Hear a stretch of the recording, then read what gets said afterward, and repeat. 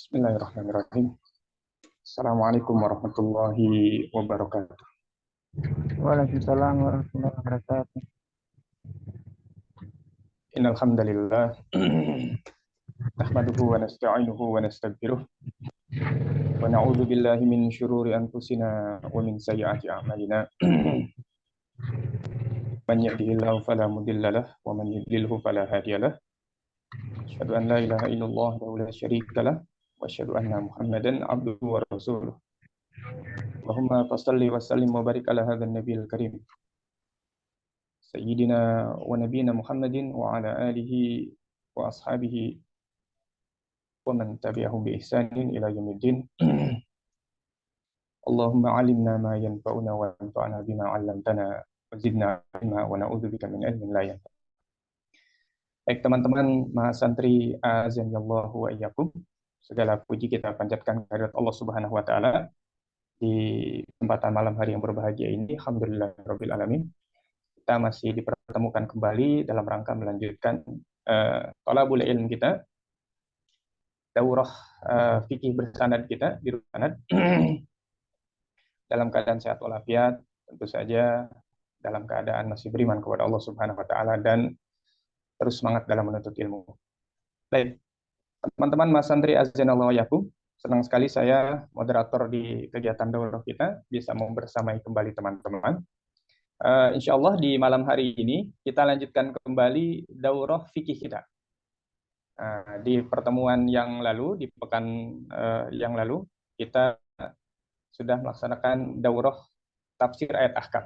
Maka pekan ini kita lanjutkan kembali daurah fikih kita, melanjutkan pembahasan kita di kitab Syarah Matan Abu Syuja. Baik, teman-teman santri azanallahu yakum, sebelum kita mulai, izinkan saya menyapa pemateri kita di malam hari ini, yaitu guru kita Ustadz Furqan Nurdin Nugraha. Assalamualaikum Ustadz. Waalaikumsalam warahmatullahi wabarakatuh. Insyaallah. Kaifa haluk Ustadz? Alhamdulillah bi khairin wa afiyatin. Alhamdulillah bi khairin. Alhamdulillahirabbil alamin. Barakallahu fiik. Semoga antum dan keluarga sehat-sehat Ustadz. Ustadz, malam hari ini pembahasan kita tentang apa Ustadz? Di matan Abu Syuja kita Ustadz. Insya Allah malam hari ini kita akan lanjutkan masuk ke pembahasan terkait mandi wajib. Masya Allah. Baik, syukran Ustadz. Jazakallah khairan katsiran. Baik teman-teman Mas Santri azakumullah, itulah tadi pemateri kita, itu Ustadz Furqan Nurdin Nugraha hafizahullah ta'ala. Insya Allah di malam hari ini kita akan melanjutkan kembali materi fikih kita di bab mandi wajib. Nah, ini bab yang penting teman-teman. Thaharah, bab yang penting. Thaharah menentukan sah tidaknya sholat kita teman-teman.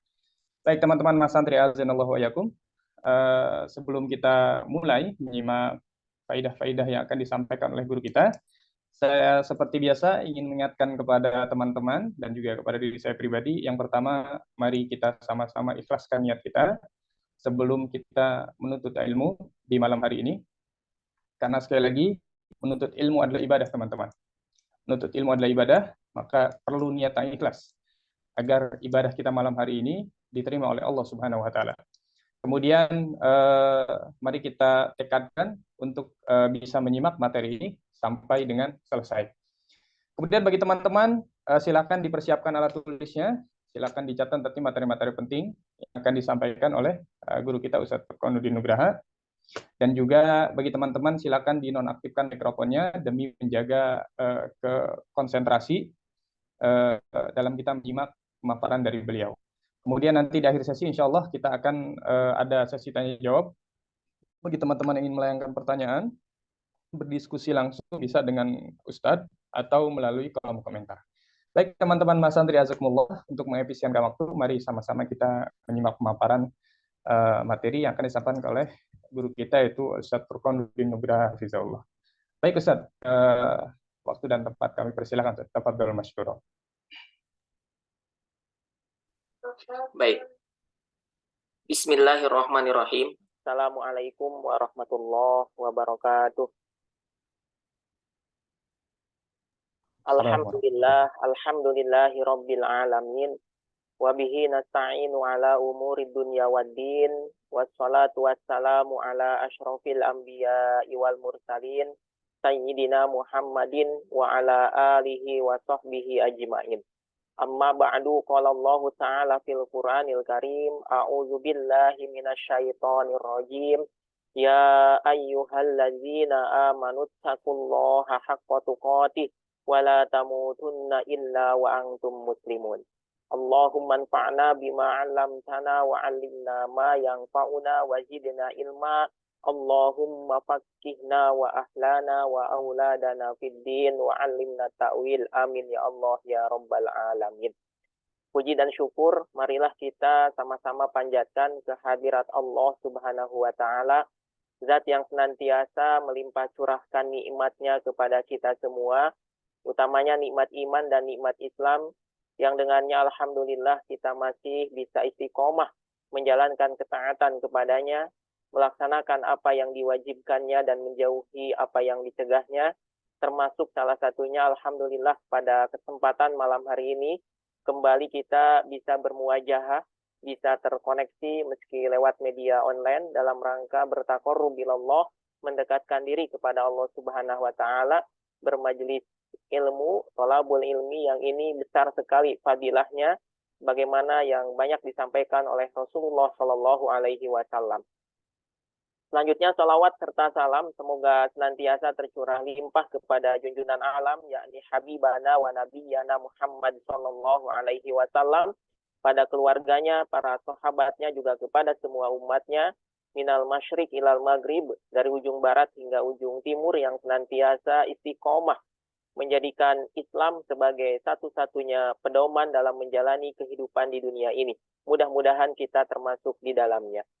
Ikhwan fillah rahimakumullah, alhamdulillah, telaah kita terhadap kitab fikih Abu Syuja itu telah tuntas pembahasan tentang wudu. Wudu itu adalah cara untuk mengangkat hadas kecil. Sebelumnya sudah dibahas ya, bagaimana atau apa rukun wudu itu, hal-hal yang membatalkan, sunnah-sunnah wudu dan sebagainya.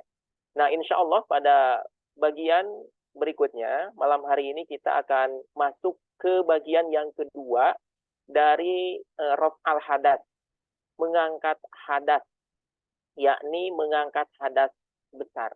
Kalau sebelumnya wudu itu adalah cara untuk mengangkat hadas kecil, maka mandi besar atau mandi wajib atau dalam bahasa fikihnya al-ghuslu itu adalah cara untuk mengangkat hadas besar. Di dalam Al-Qur'an Allah Subhanahu wa taala berfirman, a'udzubillahi minasyaitonir rajim, wa in kuntum junuban fattahharu. Jika kalian dalam kondisi junub, maka fattahharu, kata Allah, maka bersucilah. Nah, menurut para ulama, ini menjadi landasan, menjadi dalil disyariatkannya mandi besar atau mandi wajib. Jika seseorang junub, maka ketika dia hendak mengerjakan sholat atau perkara-perkara lain yang memang menuntut suci dari hadas kecil ataupun hadas besar, maka disyariatkan bagi dia untuk melaksanakan mandi besar. Nah, iwan billah rahimakumullah, pada dasarnya mandi besar itu hukumnya wajib. Makanya di dalam bahasa kita, bahasa Indonesia, untuk membedakan mandi biasa dengan mandi wajib dalam rangka mengangkat hadas besar ini, biasanya disebut dengan mandi wajib. Nah, meskipun nanti ada hal lain ya, mandi al-ghuslu ini, mandi besar ini juga ada yang hukumnya sunnah ya.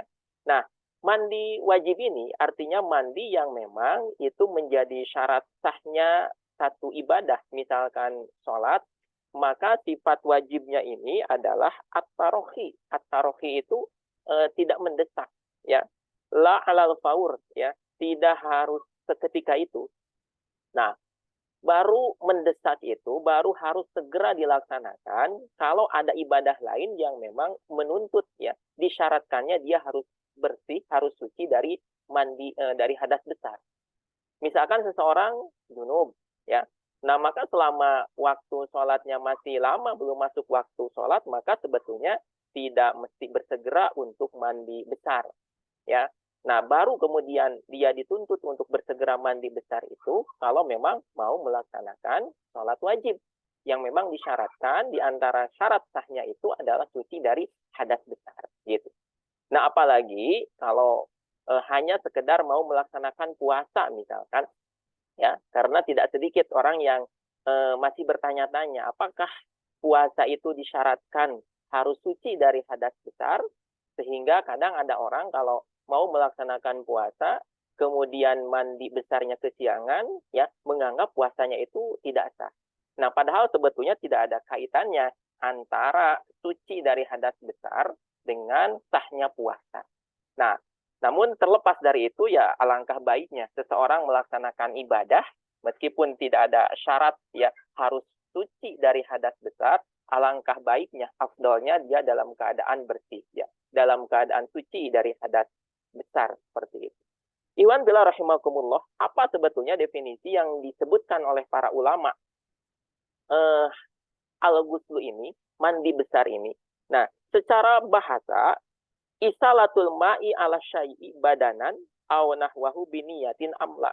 Secara bahasa yang namanya al-ghuslu itu adalah mengalirkan air kepada sesuatu, baik itu kepada badan ataupun kepada yang lain dengan niat ataukah tidak. Nah, ini secara bahasa. Jadi, misalkan kalau seseorang mencuci piring, mencuci pakaian, maka ini pun al-ghuslu secara bahasa, gitu ya. Nah, namun yang menjadi pembahasan dalam fikih, makna al-ghuslu itu adalah sailanul ma'i ala jami'il badani biniyatin mahsusatin. Yang namanya al-ghuslu atau mandi besar bahasa kitanya, atau mandi wajib adalah mengalirkan air kepada seluruh badan dengan niat tertentu. Nah, ini. Dengan definisi ini maka sekaligus ini membedakan mandi biasa, ya, mandi biasa, mandi ya dalam rangka misalkan menghilangkan kotoran di tubuh kita, mandi dalam rangka menghilangkan bau keringat ya di tubuh kita, maka ini tidak terkategori mandi besar, ya, tidak terkategori mandi wajib dalam rangka menghilangkan hadas besar, meskipun dia mandinya sama dengan mandi besar ya, seluruh badannya misalkan dibasuh, ya. Tapi kalau dia tidak niat, ya, tidak diniatkan mandinya itu dalam rangka mengangkat hadas, maka tidak terkategori sebagai mandi besar atau mandi wajib. Nah, itu secara definisi. Iwan bila rahimakumullah, di dalam matan kitab fikih Abu Syuja, ini ada beberapa pembahasan yang insya Allah akan kita kaji pada kesempatan malam hari ini, berkaitan dengan mandi besar atau mandi wajib. Yang pertama itu, kita akan berkenalan dengan hal apa saja yang membuat seseorang itu wajib mandi besar. Ya. Kemudian yang kedua, pasal yang akan menjelaskan kepada kita rukun mandi besar. Bagaimana mandi besar itu? Atau hal apa saja yang harus dilakukan ketika seseorang mandi besar. Kemudian berikutnya adalah mandi besar yang disunahkan. Nah, maka kalau tadi adalah mandi wajib, ada juga yang disebut dengan mandi sunnah. Tata caranya sama, tetapi yang membedakan adalah niatnya. Nah, Iwan bila rahimakumullah, baik kita mulai dari hal yang pertama. Qala al-muallif rahimahullahu ta'ala wa nafa'ana bihi wa bi ulumi fid darain faslun wallazi yujibu al-ghusla sittatu asya. Yang pertama, pengarang kitab ini mengetengahkan kepada kita berkenaan dengan hal apa saja yang membuat seseorang itu wajib mandi besar. Nah, disebutkan bahwa hal yang membuat seseorang itu wajib mandi besar ada 6 hal. Salah satu tashtariku fiha ar-rijalu wan nisa. 3 hal ini berserikat antara laki-laki dengan perempuan. Maksudnya baik laki-laki ataupun perempuan kemungkinan bisa mengalami 3 perkara ini yang membuat ya orang ini wajib melaksanakan mandi besar. Apa saja yang 3 hal ini? Yang pertama iltiqaul khitanain, ketemunya 2 khitan, ya. Bahasa kitanya ringkasnya ya melakukan hubungan badan, pasangan suami istri, ataupun bahkan pasangan yang tidak sah sekalipun, ya, terlepas dari aktivitasnya adalah berdosa. Misalkan seseorang berzina, maka selama iltiqaul khitanain maka membuat dia wajib mandi besar. Kemudian wa inzalul mani, keluar mani. Yang ketiga wal maut, ya, meninggal. Nah, 3 hal ini bisa dialami oleh laki-laki ataupun perempuan. Maka jika seseorang mengalami salah satu dari 3 hal ini, ya, maka wajib bagi dia untuk mengerjakan mandi besar. Kemudian wasalah satun yuhtassu biha an-nisa. 3 hal yang lain ini khusus bagi perempuan saja. Laki-laki tidak mungkin untuk mengalaminya. Yaitu apa? Al-haid wan nifas, ya. Kemudian wal wiladah. Yang pertama adalah haid, yang kedua adalah nifas, dan yang ketiga adalah wiladah, melahirkan. Nah, jadi kalau di jumlah secara keseluruhan ada 6 hal yang membuat seseorang itu wajib mandi besar. Maksudnya kalau seseorang mengalami salah satunya saja dari 6 hal ini, maka wajib bagi dia untuk mandi besar. Nah, di luar 6 hal ini, maka tidak ada kewajiban bagi dia untuk melaksanakan mandi besar. Iwan fillah rahimakumullah, nah rinciannya, bagian yang pertama, di antara hal yang membuat seseorang itu wajib melaksanakan mandi besar, atau mujibatul ghusli, ya, hal yang membuat seseorang itu wajib melaksanakan mandi besar adalah, ya, iltiqaul khitanain. Yang ini berlaku baik bagi laki-laki ataupun perempuan. Nah, kalau kita telaah di dalam kitab At-Tazhib yang memberikan syarah terhadap kitab Matan Abu Syuja, di sana dijelaskan bahwa iltiqaul khitanain ini bertemunya 2 kelamin, maksudnya bersenggama, ya, melakukan jima antara laki-laki dengan perempuan, maka anzala aulam yunjil, baik bersetubuhnya ini sampai keluar mani ataupun tidak. Jadi sekedar bersetubuh, ya, itu telah membuat dia wajib untuk melaksanakan mandi besar. Seperti itu. Nah, siapa yang wajib melaksanakan mandi besarnya? Dua-duanya, ya. Baik laki-lakinya ataupun perempuannya. Gitu ya.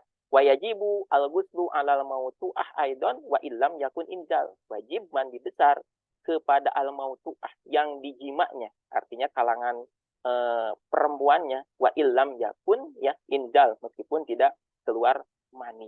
Nah, ini catatan yang pertama. Jadi harus dipisahkan, ya, antara keluar mani dengan bersenggama. Meskipun bersenggamanya, ya, melakukan jimanya tidak sampai keluar mani, maka itu sudah cukup membuat seseorang itu wajib mandi besar. Nah, dalilnya apa? Ikhwan fillah rahimakumullah. Dalilnya adalah apa yang diriwayatkan oleh Imam Bukhari dan Imam Muslim dari Abu Hurairah radhiyallahu anhu, bahwasannya Nabi Shallallahu alaihi wasallam itu pernah bersabda, "Iza jalasa baina syu'abihal arba' tsumma jahadaha faqad wajaba al-ghusl." Kata Rasulullah Shallallahu alaihi wasallam, jika seseorang, ya, berjima, faqad wajaba al-ghusl, maka wajib baginya untuk mandi besar. Di dalam satu riwayat yang itu diriwayatkan oleh Imam Muslim, wa illam yunjil, ada tambahan kata-kata wa illam yunjil, meskipun tidak sampai keluar mani. Nah, itu ya bagian yang pertama. Nah, iwan fillah rahimakumullah, lebih luasnya sebetulnya iltiqaul khitanain ini tidak mesti dalam kondisi normal. Maksudnya dalam kondisi misalkan pasangan suami istri, ya, memasukkan, farjinya laki-laki itu dimasukkan ke kubulnya, ya. Meskipun dimasukkan dengan kondisi yang tidak normal, misalkan ke duburnya, maka itu pun membuat dia wajib mandi besar, ya. Meskipun dilakukan, ya, dengan cara yang diharamkan oleh Allah Subhanahu wa taala. Atau misalkan iltiqaul khitanainnya ini dilakukan tidak kepada manusia, tetapi kepada binatang sekalipun, maka wajib baginya untuk mandi besar. Atau meskipun hubungan badannya ini dilakukan antara orang hidup dengan mayat misalkan, maka wajib mandi besar. Nah, ini lebih luasnya, ya, di dalam kitab-kitab fikih itu disebutkan demikian, iltiqaul khitanain, ya. Pokoknya ketemunya 2 khitan, ya, 2 kelamin, ya, maka itu membuat seseorang itu wajib untuk mandi besar. Ikhwan fillah rahimakumullah, berikutnya yang kedua, di antara hal yang mewajibkan seseorang mandi besar itu, dan ini berlaku baik bagi laki-laki ataupun perempuan, adalah inzalul mani, keluar mani. Nah, jadi sekedar keluar mani, maka seseorang itu wajib mandi besar. Baik keluar maninya dalam keadaan terbangun, ataupun karena mimpi basah misalnya. Nah, ini sebagaimana yang disebutkan oleh Kanjeng Rasulullah Shallallahu Alaihi Wasallam, innamal ma'u minal ma'. Kata Rasulullah Shallallahu Alaihi Wasallam, sesungguhnya wajibnya mandi besar itu, ya, iza kharaja al ma'u minhu. Ya, wajibnya mandi besar itu adalah ketika seseorang itu keluar air. Jadi penggunaan air karena adanya air yang keluar. Nah, maksudnya keluarnya mani itu menyebabkan seseorang itu wajib mandi besar. Nah, Iwan bila rahimakumullah, yang perlu kemudian kita ketahui, ya, sesuatu yang keluar dari alat vital laki-laki ataupun perempuan itu, ya, ada 3 hal yang disebutkan oleh para ulama. Yang pertama itu ada yang namanya mani. Yang kedua ada yang namanya mazi, dan yang ketiga ada yang namanya wadi. Nah, masing-masing ini punya konsekuensi hukum tersendiri. Yang pertama, yang namanya mani, ya, konsekuensi hukumnya adalah keluarnya mani ini membuat seseorang itu wajib mandi besar. Namun secara zatnya mani ini tidak najis.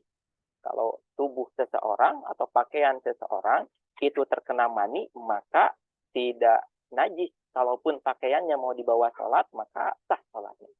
Nah, adapun yang 2 yang lainnya, yaitu mazi dan wadi, maka ini tidak membuat seseorang itu wajib mandi besar. Namun batal wudhunya. Harus wudhu terlebih dahulu ketika dia mau melaksanakan sholat. Secara zatnya ya, mazi dan wadi ini hukumnya najis. Artinya kalau terkena ke pakaiannya atau ke badannya, maka harus disucikan terlebih dahulu. Ya, tidak sah kalau pakaian atau badannya terkena mazi ataupun wadi, karena itu terkategori najis.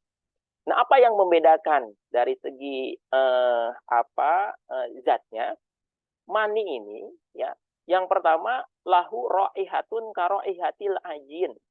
Baunya itu seperti bau adonan tepung ketika dia dalam kondisi basah. Namun ketika faiza jafa, ketika sudah mengering, maka raihatuhu raihatal bid katanya. Kalau sudah mengering, maka baunya itu mendekati baunya putih telur.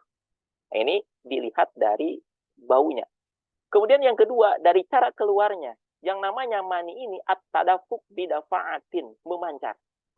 Makanya Allah Subhanahu wa taala mengatakan di dalam Al-Qur'an surah At-Tariq, mimma indafik, dari apa kalian itu diciptakan. Allah Subhanahu wa taala menegaskan mimma indafik, dari air yang memancar. Maksudnya dari air mani. Nah, makanya di antara ciri air mani itu adalah keluarnya itu tadafuk, memancar. Yang ketiga, at-talazzuz bi khuruji, keluarnya itu membuat seseorang merasa enak, ya. Kemudian wasiqabuhu futuruz zakari wan kisarus syahwat, ketika sudah keluar maka membuat seseorang itu lemah. Nah, ini mani. Ya, dilihat dari baunya, cara keluarnya.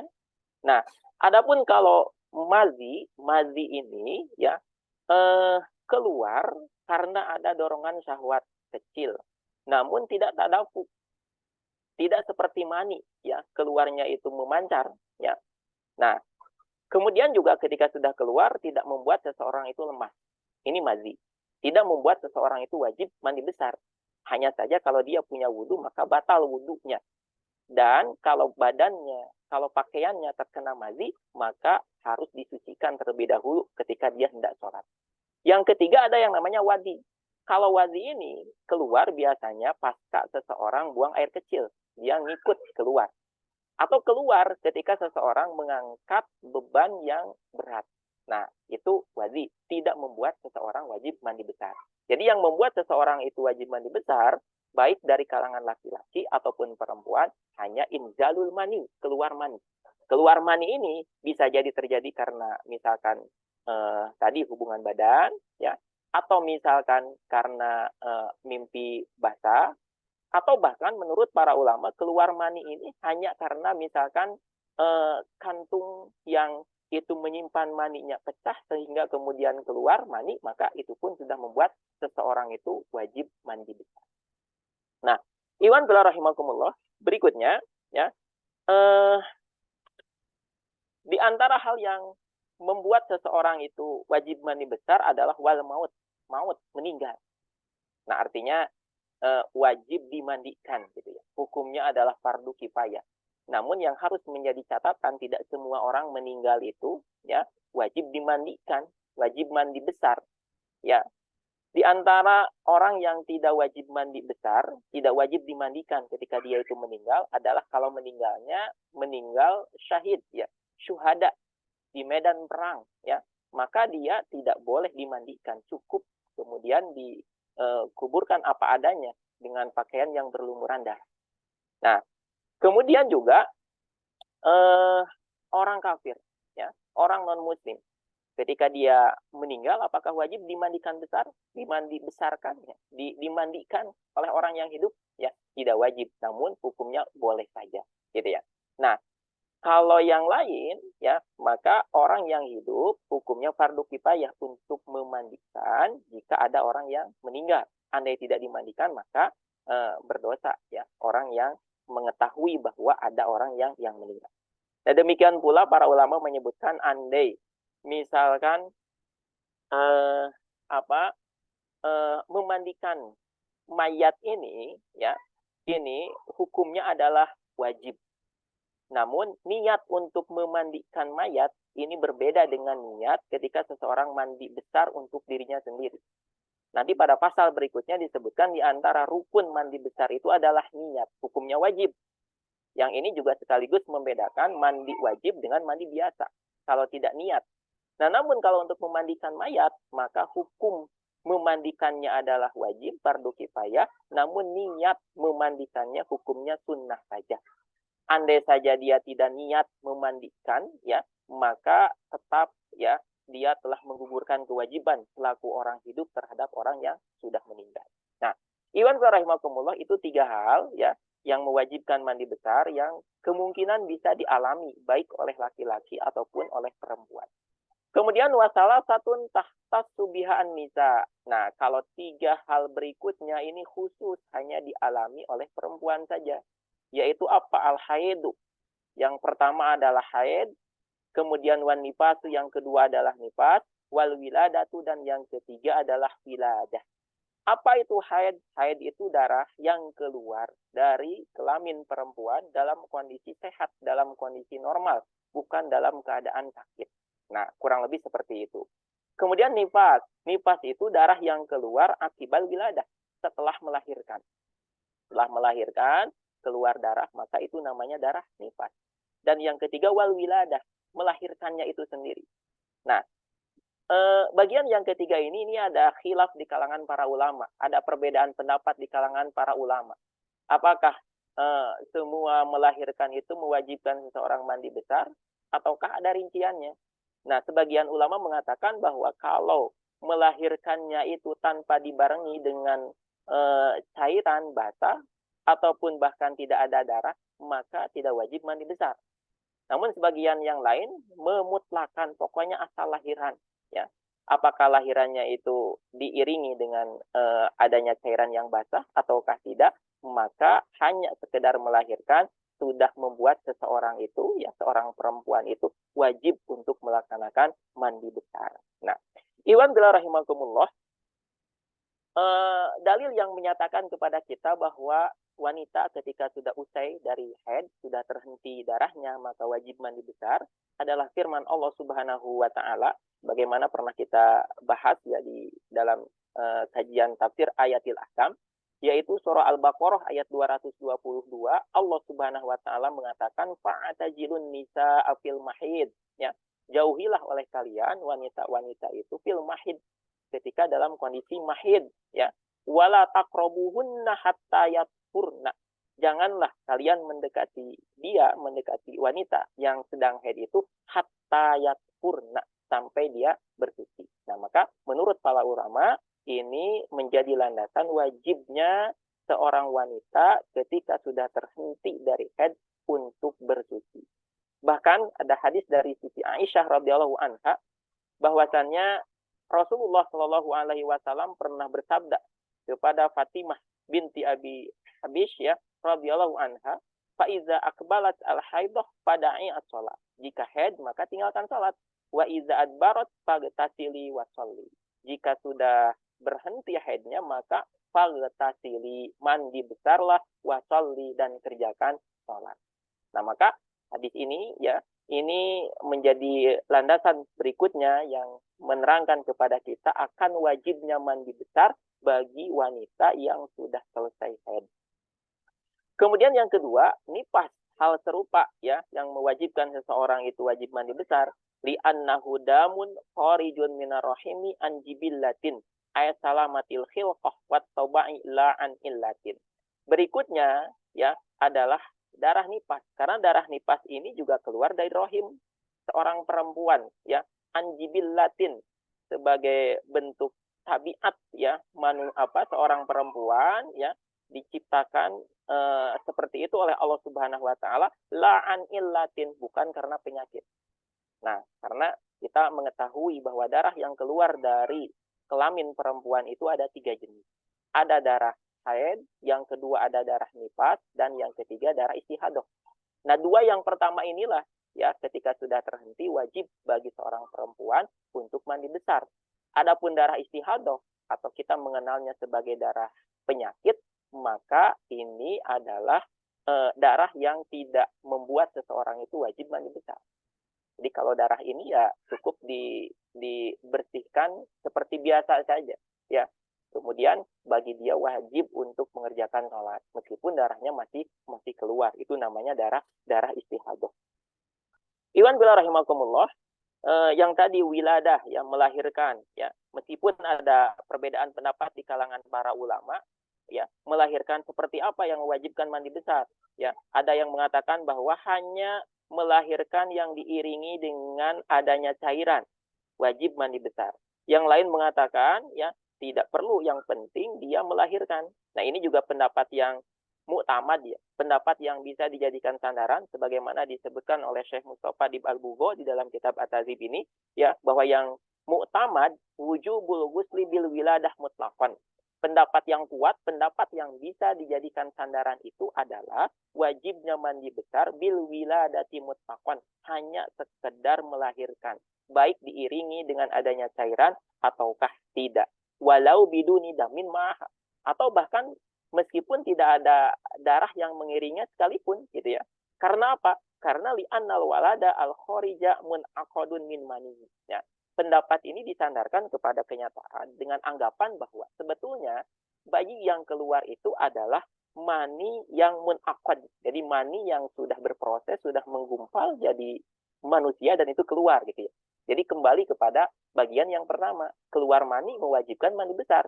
Maka demikian pula kalau mani itu sudah berproses, ya sudah menjadi manusia, sudah menjadi bayi, ya sebagai bukti kekuasaan Allah Subhanahu Wa Taala. Ketika keluar, maka itu pun wajib mandi besar.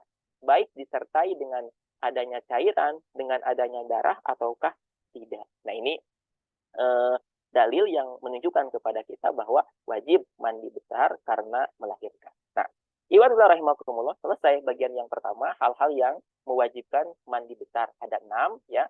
3 itu barengan antara laki-laki dengan perempuan dari aspek adanya potensi baik laki-laki ataupun perempuan mengalami hal tersebut, yaitu apa? Yaitu iltiqaul khitanain ya, bertubuh, kemudian yang kedua keluar mani, dan yang ketiga meninggal.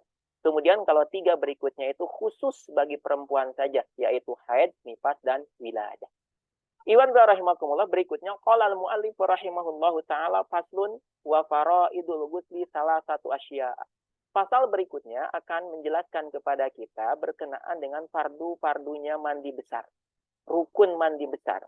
Apa saja yang harus dilakukan ketika seseorang mandi besar? Disebutkan bahwa ada 3 hal. Yang pertama adalah an-niyatu, niat. Kemudian yang kedua wa izalatun najasati in kana ala badani. Yang kedua menghilangkan najis kalau najis itu ada pada badan orang yang mandi besar. Dan yang ketiga, wa isalul ma'i ila jami'i sya'ari wal basyarati. Meratakan air, ya, mengguyurkan air kepada seluruh tubuhnya, baik itu yang berupa rambut, yang tumbuh pada tubuhnya, wal basyarati, demikian pula kepada kulitnya. Nah, rukun yang pertama, mandi besar itu adalah niat.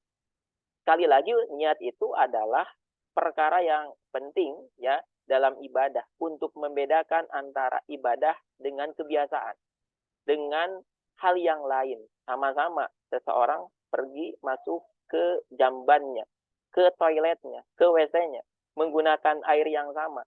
Namun kalau dia tidak berniat mandi besar, maka mohon maaf, hadasnya itu tidak terangkat, ya. Tetap dia masih memiliki hadas besar. Kalau seorang wanita, meskipun darah haidnya sudah terhenti, namun mandinya, ya, tidak niat untuk menghilangkan hadas, ya, maka tetap saja dia masih berhadas besar. Ketika sholat, maka tidak sah sholatnya. Demikian pula ketika seseorang itu junub, meskipun dia mandi besar, ya, bahkan mandinya misalkan di sungai yang besar, namun ketika dia tidak niat mandi besar, maka tidak sah mandi besarnya. Masih saja dia teranggap sedang junub, masih memiliki hadas besar. Nah, makanya rukun yang pertama, ya, adalah niat. Dalilnya adalah sabda Rasulullah Shallallahu Alaihi Wasallam, innamal a'malu bin niat. Sesungguhnya sah atau tidaknya, berpahala atau tidaknya amal itu tergantung niatnya. Gitu ya. Nah, iwan bila rahimakumullah. Kemudian bagian yang kedua, di antara rukun mandi besar itu izalatun najasah, menghilangkan najis. Kalau najis itu menempel, ada di dalam tubuhnya, ada pada tubuhnya. Nah, meskipun dalam hal ini para ulama ada beda pendapat. Imam Ar-Rafi'i memang ini mensyaratkan kalau di tubuh orang yang mau mandi besar ini ada najis, ya entah najis yang lain, yang nempel dari perkara yang lain, misalkan ada kotoran, ya, cicak, ataukah tadi misalkan ada mazi, ada wadi, maka sebelum dia lanjut mengguyurkan air ke seluruh tubuhnya untuk mandi besar, maka harus menghilangkan, mensucikan terlebih dahulu najis yang menempel pada tubuhnya. Nah, namun kalau Imam An-Nawawi mengatakan bahwa itu bisa dibarengkan, ya, tidak mesti dipisahkan prosesnya. Cukup dengan mengguyurkan air ke seluruh tubuhnya dalam rangka mandi besar, maka meskipun ada najis yang menempel pada tubuh orang itu, maka sudah tercukupi dengan air yang diguyurkan dalam rangka mandi besar yang tadi.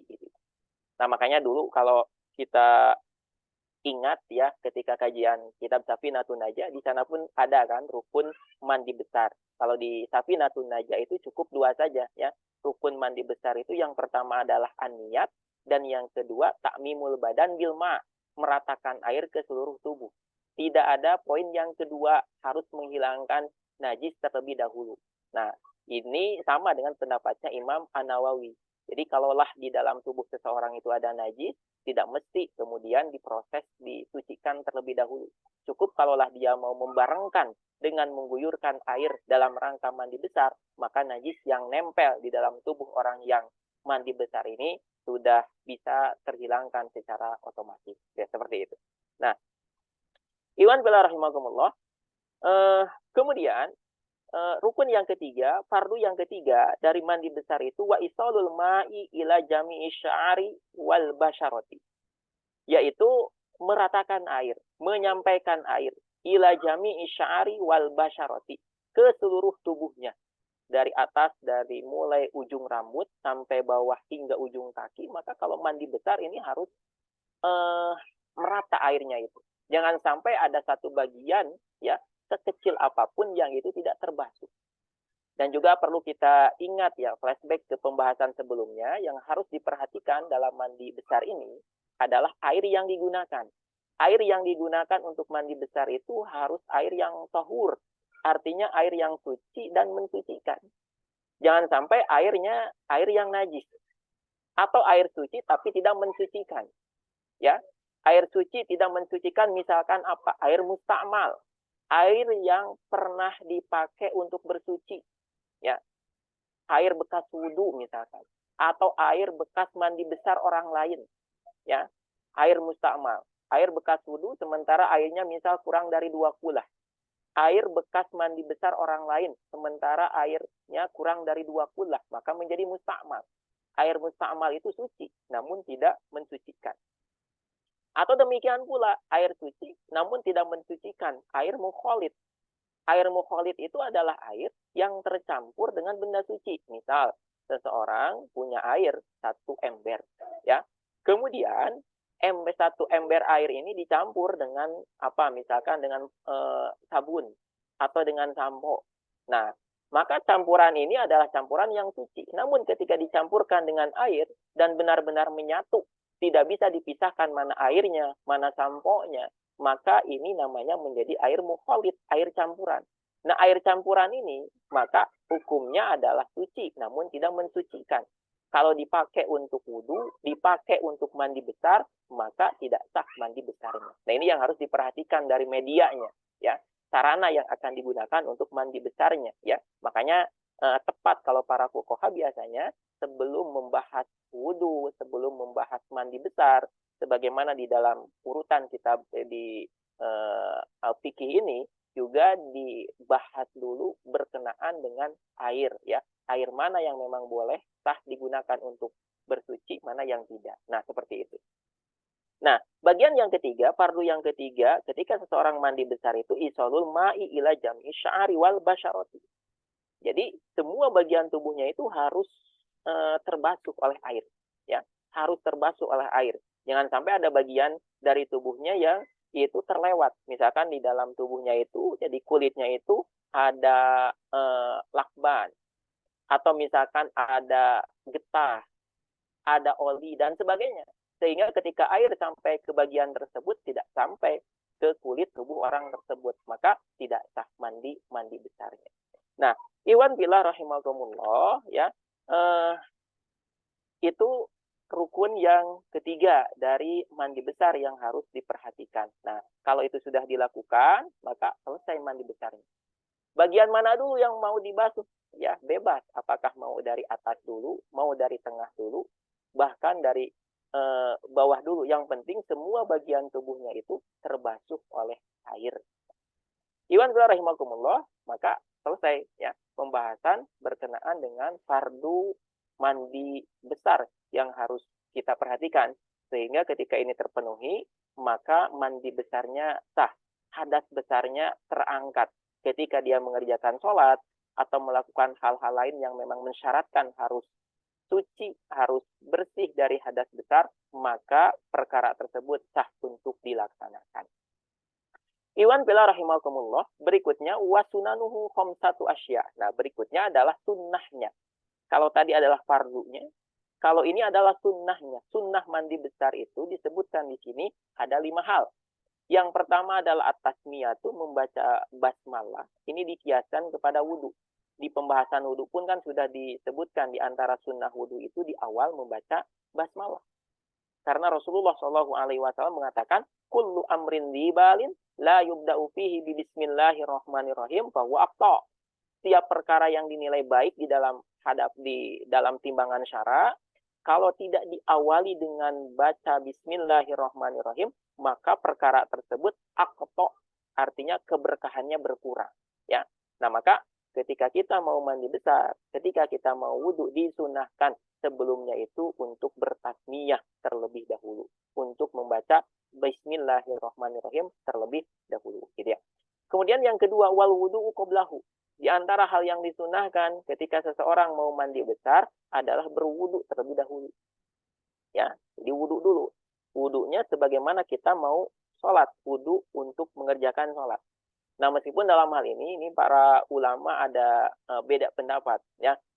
Wudunya apakah wudu sempurna sampai, ya, membasuh kaki, atau yang lain mengatakan berdasarkan satu riwayat, ya, membasuh kakinya nanti diakhirkan. Jadi dia berwudu, basuh wajah, basuh tangan, usap kepala, kemudian mandi besar. Nah, nanti di akhir baru, ya, membasuh kaki, ya. Ini pendapat-pendapat yang ada ya di kalangan para ulama berkenaan dengan wudhu yang disunahkan ketika mau mandi besar ya. Dua-duanya ini insya Allah bisa diamalkan gitu ya.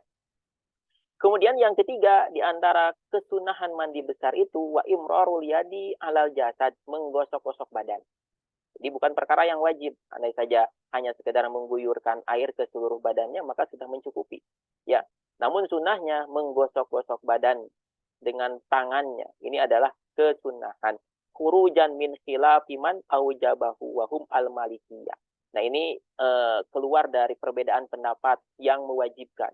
Karena di dalam mazhab Maliki ya, menggosok-gosok badan itu ini adalah kewajiban. Termasuk juga ketika wudhu ya. Di dalam pandangan Malikiyah, wudhu pun itu wajib ya, menggosok-gosok area yang dibasuh ketika wudhu.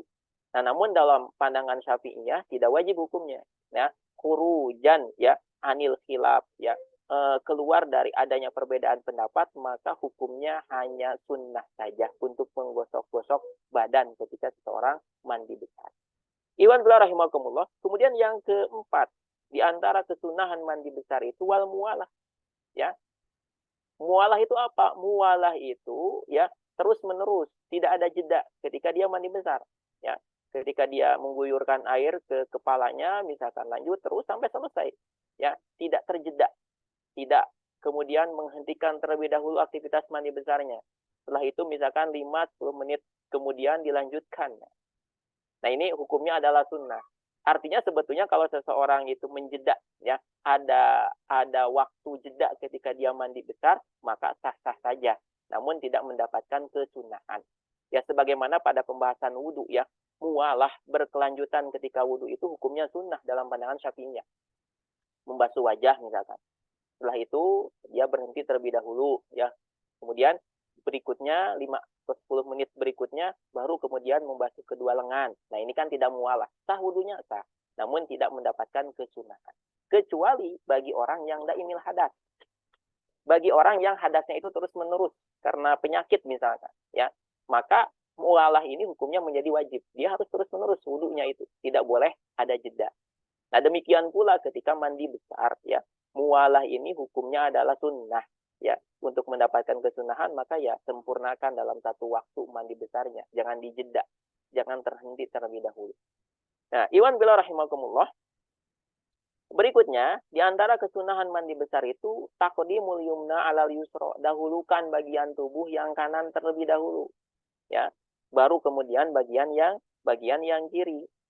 Karena kata Aisyah radhiyallahu anha, beliau pernah berkata bahwa kebiasaan Nabi Shallallahu Alaihi Wasallam itu idza tasala minal janabati da'a bi syai'in nahwil hilab, ya.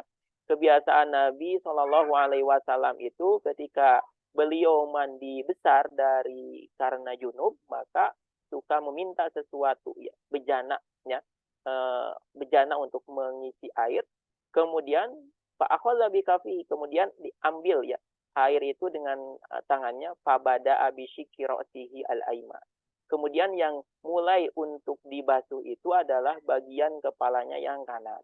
Kemudian yang kiri. Ya, ini menjadi kesunahan ketika seseorang mandi besar, meskipun dari bagian mana pun seseorang mau mengguyurkan badannya, asal terguyur, ya, terbasuh secara merata, sah mandi besarnya. Namun sunnahnya dahulukan bagian tubuh yang kanan terlebih dahulu.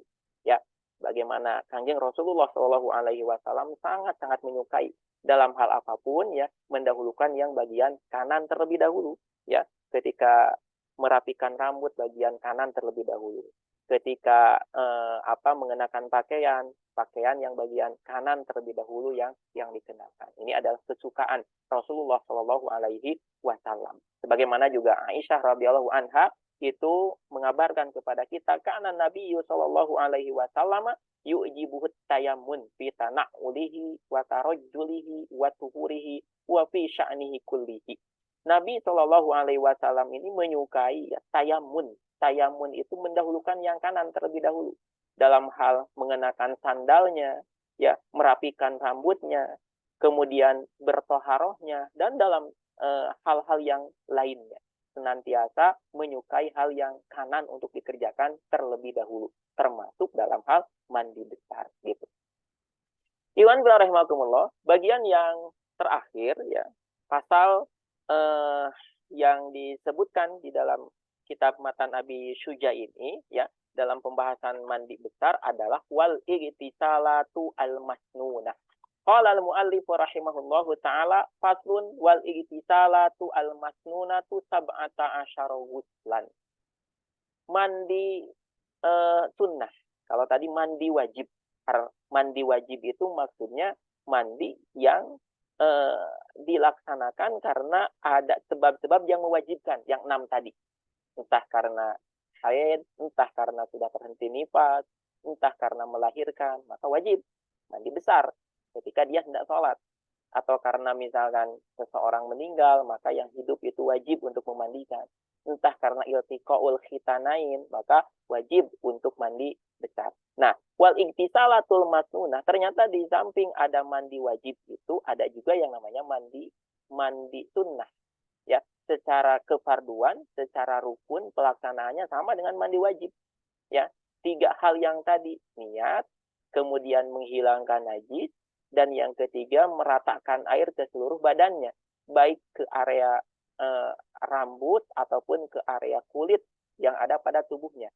Nah, namun hukumnya mandi yang dilaksanakan itu adalah sunnah. Nah, disebutkan wal igtisalatul masnunatu sab'ata asyara ghuslan. Ya, mandi sunnah itu ada 17. Ya. Yang pertama ghuslul jumu'ah, mandi besar untuk melaksanakan sholat Jumat. Nah, dalam pandangan Syafi'iyah, ini hukumnya adalah sunnah. Bagaimana sabda Rasulullah SAW, "Idza jaa ahadukum ilal jumu'ati falyaghtasil." Jika salah seorang di antara kalian itu hendak berangkat Jumat, maka falyaghtasil, hendaklah mandi besar. Nah, siapa sebetulnya yang disunahkan untuk mandi besar? Yang disunahkan itu adalah orang yang hendak pergi melaksanakan sholat Jumat. Artinya kalau orang tidak tertaklif, tidak diwajibkan melaksanakan sholat Jumat, maka tidak disunahkan juga untuk mengerjakan mandi besar. Nah, itu yang pertama. Yang kedua, kapan kesunahan ini bisa diraih? Kesunahan mandi besar untuk sholat Jumat ini bisa diraih waktunya sejak terbit fajar di hari Jumat. Ya, di Jumat nanti mulai dari subuh. Maka kalau seseorang mandi besar di waktu subuh diniatkan untuk apa? Untuk berangkat Jumat, ya, maka dia telah meraih pahala mandi besar untuk sholat Jumat. Nah, tentu yang paling utama adalah mandi besarnya itu dilaksanakan, ya, benar-benar mendekati ketika dia hendak pergi Jumat. Ini yang lebih afdol, seperti itu. Nah, Iwan rahimakumullah, meskipun jangan heran kalau ada ulama yang lain yang mengatakan mandi besar untuk sholat Jumat ini hukumnya adalah wajib, seperti itu. Nah, namun kalau dalam pandangan Syafi'iyah hukumnya adalah sunnah. Ini bisa dikuatkan ya, di antara apa yang menguatkan itu adalah sabda Rasulullah SAW mengatakan man tawaddo'a yaumal jumu'ati fabiha ya wa nikmat wa maniktasala fal ghuslu afdalu. Barang siapa yang berwudu pada hari Jumat, maka ya ini adalah sebuah hukumnya adalah sunnah ya, fabit sunnati akhadha wa amala ya. Ini sunnah, maksudnya sunnah adalah ajaran Rasulullah SAW gitu ya. Wa maniktasala fal ghuslu afdalu. Namun kalau dia mandi besar, maka mandi besar ini lebih afdol. Artinya kalau kita menelaah hadis Rasulullah SAW ini, maka mandi besar itu adalah afdol, ya, lebih utama. Artinya kalaupun tidak mandi besar ya sah-sah saja untuk melaksanakan sholat Jumat. Iwan rahimakumullah, itu yang pertama. Yang kedua wal idain, ya, mandi besar untuk hari raya Idul Fitri ataupun Idul Adha. Nah, kalau ini berlaku secara umum. Bukan hanya bagi orang yang hendak pergi melaksanakan sholat id. Pokoknya bagi siapapun yang dia akan merayakan hari raya Idul Fitri ataupun hari raya Idul Adha, maka disunnahkan untuk mandi besar. Laki-laki, perempuan, ya, disunahkan ketika datang hari raya, maka disunahkan untuk mandi besar. Kapan dimulainya ya pelaksanaan mandi besar ini supaya dia bisa mendapatkan fadilah atau keutamaan kesunahan mandi besar? Dimulainya itu sejak tengah malam ya hari raya. Kalau hari raya itu misalkan hari besok, maka ketika dia ingin mendapatkan kesunahan mandi besar, maka sudah diperbolehkan ya melaksanakan mandi besarnya itu nanti ya lepas dari jam 12 malam. Ya, beda dengan sholat Jumat ya. Kalau sholat Jumat mandi besar untuk sholat Jumat itu baru dia akan mendapatkan kesunahan mandi besar untuk sholat Jumat ketika sudah datang waktu fajar di hari Jumat itu. Nah, kalau untuk hari raya ini lebih luas ya. Tengah malam hari raya itu sudah boleh dia untuk mandi besar dan insya Allah akan mendapatkan fadilah kesunahan melakukan mandi besar untuk hari raya. Nah, Iwan rahimakumullah, dalilnya mana? Dalilnya adalah ya dikatakan anna Abdullah ibnu Umar, ya Abdullah ibnu Umar radhiyallahu anhu kana yagtasilu yaumal fitri qabla ayyadua ilal musalla. Ya. Nah, Ibnu Umar itu terbiasa mandi besar pada hari raya Idul Fitri sebelum dia berangkat ke tempat sholat. Kemudian wakisa biyaumil fitri, yaumul adha. Dikiaskan, dianalogikan kepada hari raya Idul Fitri adalah hari raya Idul Adha. Gitu ya. Ini hukumnya adalah sunnah. Kemudian berikutnya wal istisqa. Disunahkan juga ketika seseorang hendak mengerjakan sholat istisqa. Ya. Sholat untuk meminta hujan. Sebelumnya disunahkan untuk mandi besar terlebih dahulu. Demikian pula wal khusufi sholat gerhana sebelumnya disunahkan untuk mandi besar terlebih dahulu. Nah, meskipun dalam hal ini Syekh Mustafa Dib Al-Bugho mengatakan ya tidak ditemukan dalilnya secara eksplisit ya yang menyunahkan ya yang menyatakan kesunahan untuk mandi besar untuk sholat istisqa, sholat khusuf ataupun sholat kusuf. Nah, boleh jadi kemudian apa yang dicantumkan di sini ini istihbabunya itu kesunahannya itu kiasan ala jumu'ah wal idain, dikiaskan, dianalogikan kepada kesunahan mandi besar untuk sholat Jum'ah dan sholat Aid ya, sholat Idul Fitri ataupun sholat Idul Adha. Ya. Dari segi apa? Dari segi bahwa sama-sama ya sholat yang akan dilaksanakan mengumpulkan banyak orang ya, sholat Jumat, sholat Id, istisqa, sholat gerhana ya terkumpul banyak orang. Maka karena terkumpul banyak orang, kita hadir ke sana itu ya, itu harus memperhatikan kondisi tubuh kita. Jangan sampai kondisi tubuh kita itu bau, tidak fresh ya, malah mengganggu yang lain. Nah, maka disunahkan juga ketika mau melaksanakan istisqa, sholat gerhana, baik gerhana bulan ataupun gerhana matahari, disunahkan pula untuk mandi besar terlebih dahulu. Iwan rahimakumullah, berikutnya wal ghuslu min ghuslil mayyiti, disunahkan juga mandi besar itu ketika seseorang sudah memandikan mayat. Ya, memandikan mayat hukumnya adalah fardu kifayah. Nah, namun ketika seseorang sudah memandikan mayat, maka bagi dia hukumnya sunnah untuk mandi besar. Kata Rasulullah Shallallahu Alaihi Wasallam, man ghassala maitan falyagtasil. Barang siapa telah usai memandikan mayat, maka falyagtasil, hendaklah dia mandi besar. Waman hamalahu, barang siapa yang telah membawa mayat, ya, menguburkan mayat, membawa mayat, maka falyatawaddo, hendaklah dia berwudu. Nah, ini dalilnya yang mengatakan bahwa disunahkan bagi orang yang telah memandikan mayat juga dia mandi besar. Iwan rahimakumullah, berikutnya wal kafir idza aslama. Yang disunahkan itu ya, mandi besar ketika seorang kafir itu masuk Islam. Ini hukumnya adalah sunnah. Sebagaimana pernah datang kepada Nabi Shallallahu Alaihi Wasallam, Qais bin Asim, ya, ataitu Nabiyya Shallallahu Alaihi Wasallam uridu al Islam. Kata Qais bin Asim, aku datang ke hadapan Nabi Shallallahu Alaihi Wasallam menyatakan kehendakku untuk masuk Islam. Kemudian Pak Amaroni an al-tasila bima'in wasidrin. Nabi Shallallahu Alaihi Wasallam menyuruhku untuk ya mandi besar bima'in wasidrin dengan air dan daun bidara.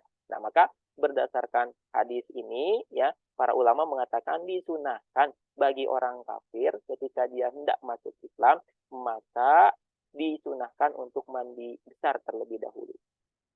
Nah, Iwan rahimakumullah, Walam yajib al-ghuslu li adami amrihi kullu man aslama bihi. Jadi tidak wajib karena didapati juga ada orang yang masuk Islam pada zaman Nabi, ya tidak disuruh untuk mandi besar. Andai mandi besar untuk orang kafir yang masuk Islam itu hukumnya wajib, maka tentu akan didapati pada masa itu ya semua orang yang masuk Islam itu harus mandi wajib, enggak seperti itu. Nah, makanya para ulama mengatakan hukumnya sunnah saja. Kemudian wal majnun wal mughma alaih iza afaqa. Disunahkan juga ya mandi besar bagi orang gila, orang yang pingsan iza afaqa, manakala dia sudah siuman, sudah sembuh dari kegilaannya, siuman dari pingsannya, maka ya sunnah bagi dia untuk melaksanakan mandi besar, gitu ya. Kemudian berikutnya ya wal ghuslu indal ihram. Nah, kalau ini kaitannya dengan kaitannya dengan pelaksanaan ibadah haji ataupun umroh ya. Ada hal-hal yang disunahkan mandi besar. Yang pertama, wal ghuslu indal ihram, disunahkan mandi besar ketika ihram. Kemudian walidukhuli Makkah, ketika memasuki Makkah, hukumnya sunnah mandi besar. Kemudian walil wukufi bi Arafah, wukuf di padang Arafah, disunahkan juga mandi besar. Walil mabiti li Muzdalifah, mabit di Muzdalifah, ya. Kemudian wali romyil jimari salat, ketika melontar jumroh yang 3. Wali tawafi, ketika hendak tawaf. Wali sa'i, ketika sa'i. Wali dukhuli madinati Rasulillah sallallahu alaihi wasallam, ya. Karena mau memasuki Madinah, ya, maka disunahkan juga untuk mandi besar. Nah, ini kurang lebih apa yang disebutkan di dalam kitab ini, ya, al-igtisalat al-masnunah, ya, mandi besar yang disunnahkan. Nah, meskipun di dalam referensi lain kita bisa mengetahui ya ada mandi besar lain yang disunnahkan, misalkan para ulama menyebutkan di antara mandi besar yang disunnahkan itu adalah ketika lil iktikaf, ketika hendak beriktikaf, itu pun disunahkan mandi besar. Kemudian likulli lailatin min Ramadan, tiap malam Ramadan, ini pun disunahkan untuk mandi besar. Ya. Kemudian yang lain yang itu banyak disebutkan ya di dalam kitab-kitab yang lebih tebal ya berkenaan dengan mandi besar yang disunnahkan. Nah, Iwan bila rahimakumullah, kalau tadi kita sudah membahas ya hal-hal yang disunnahkan ketika mandi besar, maka kita pun penting untuk mengetahui apa yang diharamkan ketika mandi besar. Ya, saya tambahkan dari kitab Kifayatul Ahyar disebutkan yuhramu ala syahsi ayyagtasila bihadratin nasi maksyufal aurah. Diharamkan bagi seseorang melakukan mandi besar ya dengan kondisi dia itu benar-benar terbuka auratnya manakala ada orang yang menyaksikan. Jadi bisa jadi seseorang ya karena misalkan tempat mandinya itu tempat mandi bareng-bareng. Nah, ketika mandi dalam hal ini khususnya mandi besar, dia maksyufal aurah, terbuka auratnya, maka diharamkan melakukan hal tersebut. Nah, kemudian juga wa yuhramu 'alal hadirina iqraruhu 'ala dzalika. Orang yang hadir, orang yang menyaksikan pun ya jangan menyetujuinya. Itu harus mengingatkan. Wa yajibu 'alaihim al-inkaru 'alaihi, wajib untuk mengingkari. Wa in sakatu asimu ya wa uziru. Kalau diam saja melihat kondisi yang seperti itu, maka berdosa mereka itu. Ya. Kemudian wa yajuzu dzalika fil khalwat wasatru afdalu. Nah, namun kalau mandi besarnya dilakukan sendirian, tertutup, maka diperbolehkan ya tanpa benang sehelai pun ketika dia mandi besar. Nah, ini sebetulnya didetilkan seperti ini karena tadi ya mandi besar itu mandi yang seseorang itu membasuh semua area badannya. Nah, makanya kan kemungkinannya membuka semua auratnya. Nah, apakah boleh membuka semua auratnya? Ya, diperbolehkan kalau memang dia itu sendirian ya di tempat tertutup. Namun wasatru afdol, tetap ya menutupi auratnya itu ini yang lebih afdol meskipun tidak ada siapa-siapa. Karena apa? Li'annallaha ahaqqu ayyustahya minhu. Allah itu Maha melihat ya. Allah itu Maha meliputi. Maka sesungguhnya Allah itu lebih berhak untuk ya kita malu kepadanya. Maka yang afdolnya ketika seseorang melakukan mandi besar sekalipun yang itu harus meratakan air ke seluruh tubuhnya, afdolnya tetap ada bagian-bagian tertentu ya, mobil khusus ya auratnya, atau lebih spesifiknya lagi adalah kubul ataupun duburnya itu ditutupi. Wala yajibu ghuslu dakhilil aini wala yustahabu. Nah, ada juga perkara yang tidak wajib untuk dikenai air. Kalau tadi dikatakan bahwa di antara rukun mandi besar itu harus ta'mimul badan bil ma, ya, meratakan air ke seluruh tubuh. Namun ya, yang perlu kemudian kita ketahui supaya kita juga tidak takaluf membebani diri ya, tidak wajib ya membasuh dalaman mata gitu ya.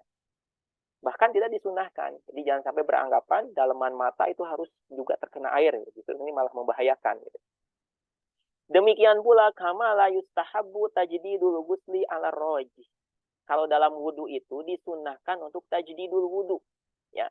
Tajdidul wudu, memperbaharui wudu. Meskipun wudu kita belum batal, namun ada kesunahan untuk memperbaharui wudu.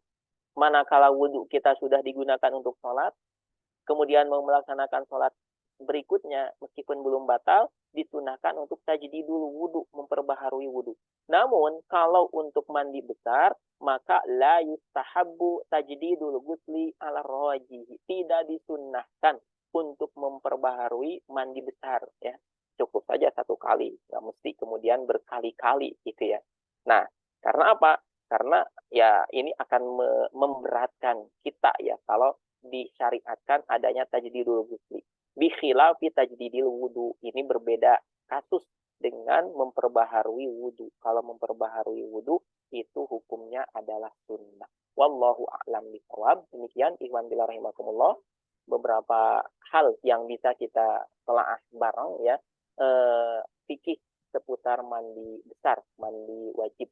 Berikutnya silakan.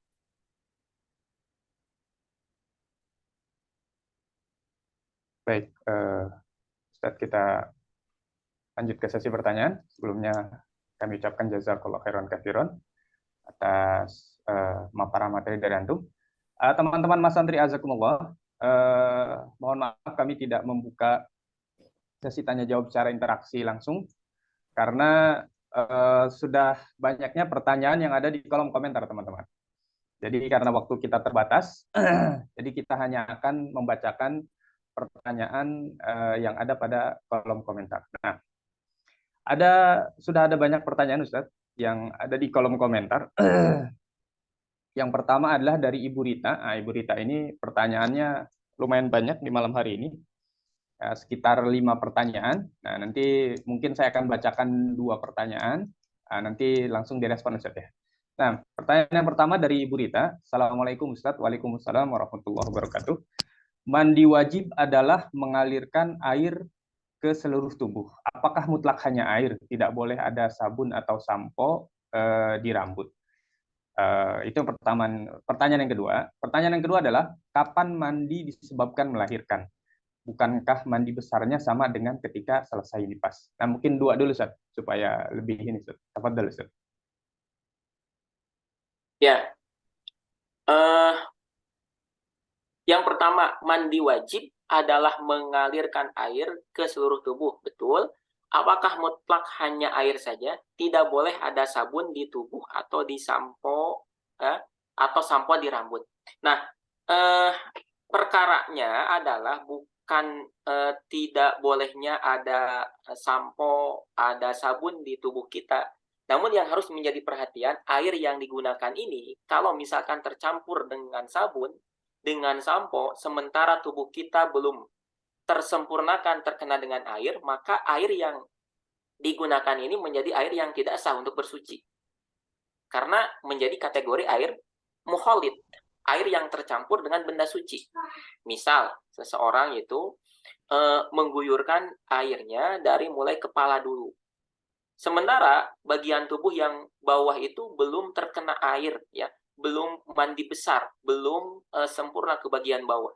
Namun ada sabun di bagian tubuhnya, maka air tadi ya kemungkinan besar akan bercampur dengan sabun yang ada pada tubuhnya. Ketika sudah bercampur, maka air ini suci, namun tidak mensucikan. Nah, seperti itu.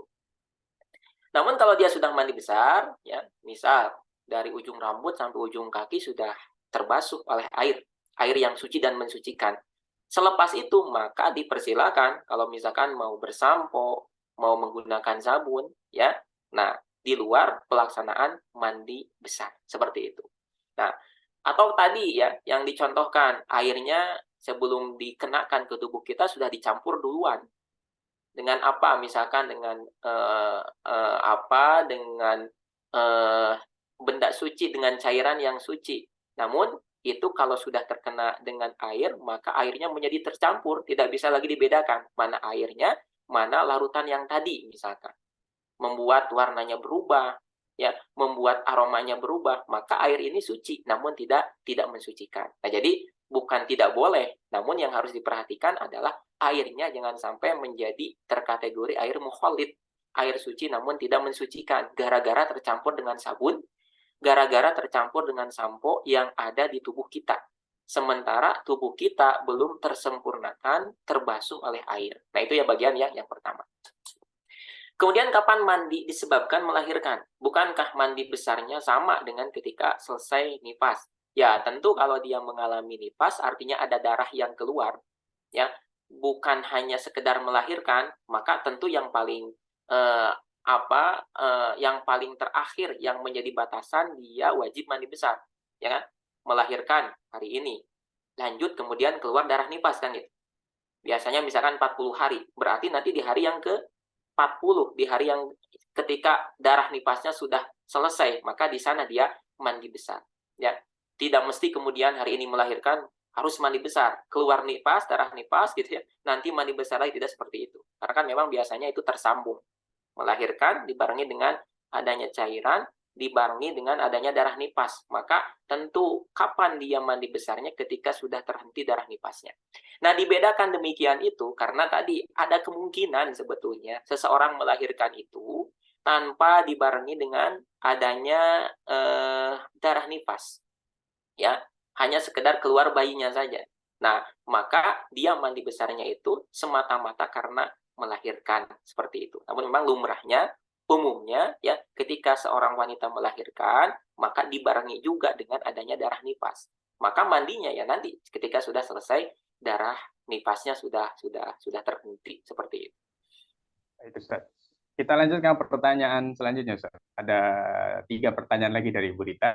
Yang ketiga, bagaimana membedakan yang harus mandi atau tidak? Mereka yang meninggal di Palestina dikarenakan peperangan. Ini pertanyaan yang ketiga.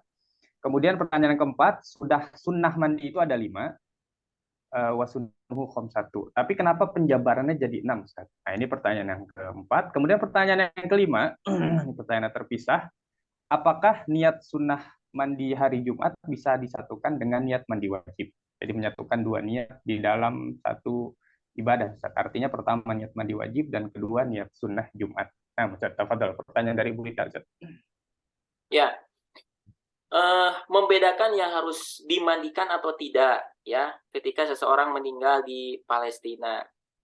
Nah, yang tidak mesti dimandikan itu orang meninggal ya, meninggalnya syahid. Ya, meninggal dalam keadaan ikut berperang di peperangan. Nah, itu yang tidak mesti dimandikan. Ya, kalau bukan syahid meskipun meninggalnya di Palestina, ya kan, misalkan sedang ziarah, ya, tidak terkategori syahid, maka tetap saja hukumnya fardu kifayah untuk dimandikan oleh orang yang masih hidup. Seperti itu ya, batasannya. Jadi nanti kan pembahasan terkait dengan syahid itu ada syahid dunia, syahid akhirat, gitu ya. Ada syahid dunia saja, ya. Nah, syahid dunia, syahid akhirat itu adalah orang yang meninggal di medan perang. Artinya secara penampakan pun dia itu mati di medan perang, meninggal di medan perang. Sedang memperjuangkan ya li'ila'i kalimatillah.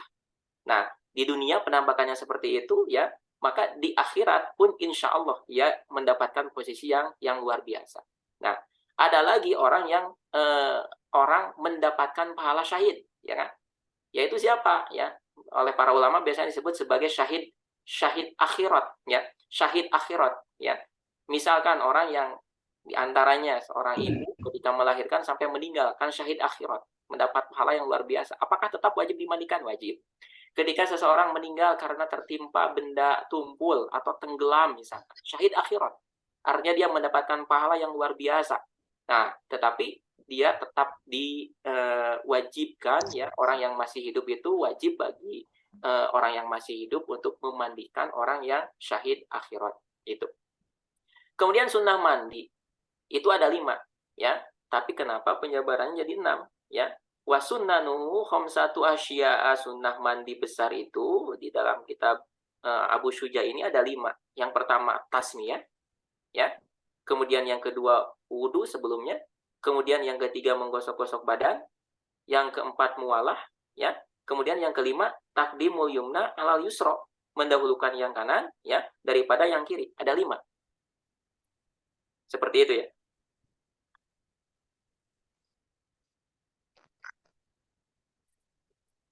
Nah, Ustaz, satu lagi Ustaz, pertanyaan dari Ibu Rita, menggabungkan niat Ustaz. Oh iya, menggabungkan niat. Menggabungkan niat. Menggabungkan perkara ibadah wajib dengan sunnah.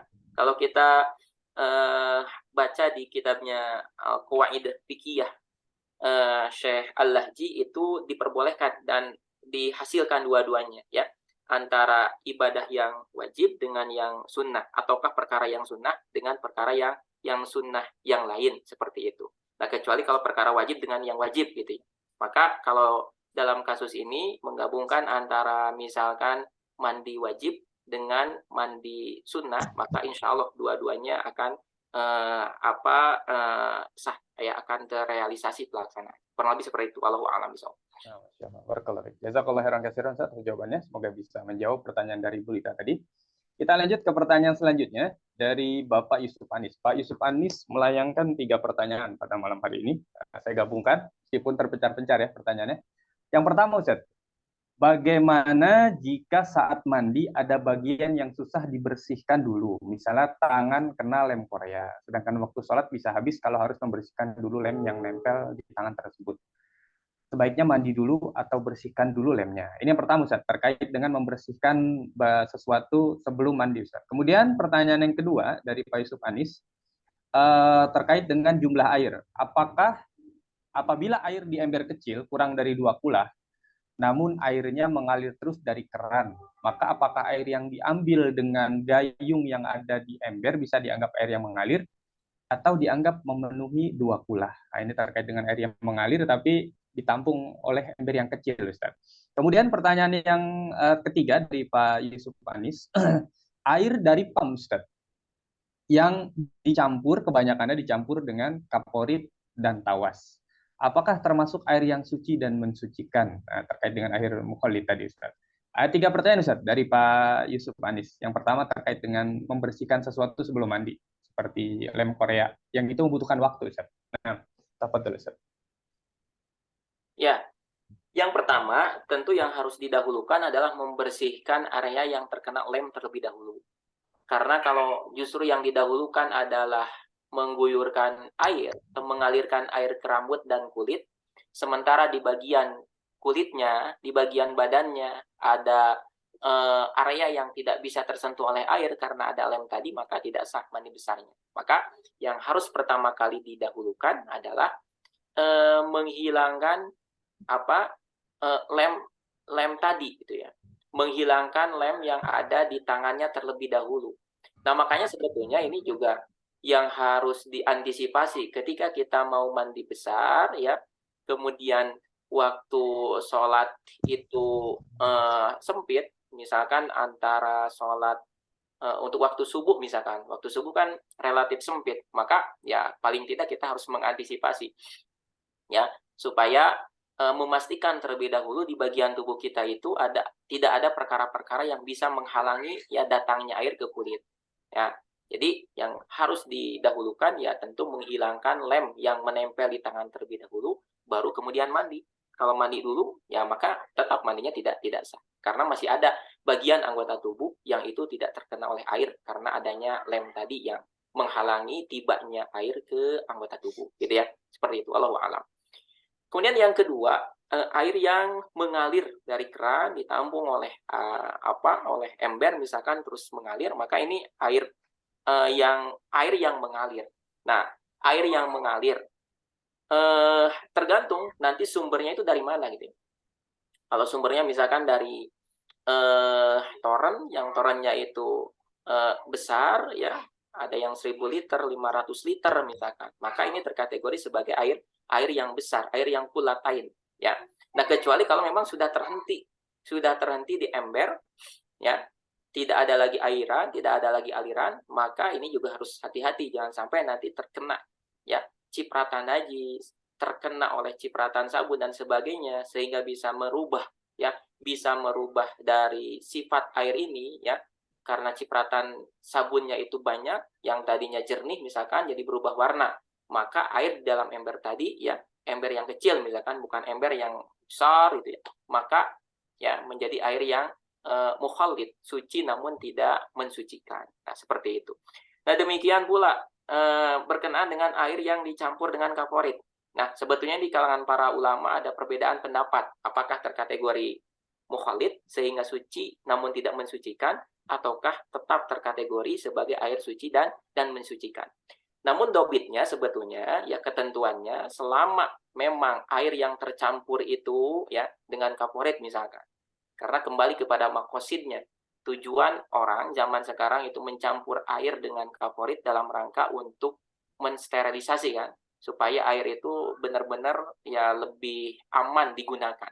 Nah, maka sebagian ulama ini masih memperbolehkan ya, karena tujuannya justru untuk lebih menjernihkan air, untuk lebih supaya air itu lebih sehat bagi kita. Maka tidak terkategori sebagai air mukhalid ya, yang itu tidak mensucikan. Jadi masih bisa digunakan untuk bersuci. Nah, yang lain mengatakan bahwa selama air itu dalam kemutlakannya, air mutlak itu ya masih disebut sebagai air, bukan menjadi nama yang lain ya. Misalkan ada air 1 gelas, ini air, tambah kopi, namanya kan jadi air kopi. Nah, itu sudah berubah dari kemutlakan nama air itu. Ada air 1 ember, kemudian dicampur ya, ada campuran misalkan dicampur dengan deterjen, namanya jadi air deterjen. Nah, maka ini sudah benar-benar mukhalid.